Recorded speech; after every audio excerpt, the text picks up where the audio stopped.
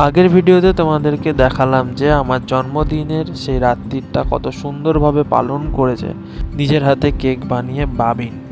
আর এই ভিডিওতে তোমাদের সঙ্গে শেয়ার করছি যে জন্মদিনের দিন কি খাবার তৈরি করেছিল দুপুরে। সাদা ভাত, 5 রকম ভাজাভুজি, তার সাথে মাছ ভাজা, মাছের মাথা দিয়ে ডাল, সর্ষে দিয়ে পাবদা মাছ বা সর্ষে পাবদা, আর ছিল চিংড়ি মাছ। চিংড়ি মাছটা বলেছিলাম যে সর্ষে দিয়ে করতে, তো একটা মাছ যেহেতু সর্ষে দিয়ে করেছিল তো আর চিংড়ি মাছটা সর্ষে দিয়ে হয়নি, তো সেটা আলু দিয়েই ঝাল হয়ে গেছে। আর চাটনি আর সুন্দর করে তৈরি করা পায়েস ছিল সাথে। বেশ রাজকীয়ই আয়োজন ছিল সেদিন দুপুরবেলায়। মানে আমার পাতে যদি একটার বেশি দুটো তরকারি থাকে তো সেটাই রাজকীয় হয়ে যায়। প্রতিটা খাবারের স্বাদই ছিল দুর্দান্ত। বাবিন নিজের হাতে মন দিয়ে রান্না করেছিল আমার জন্যে।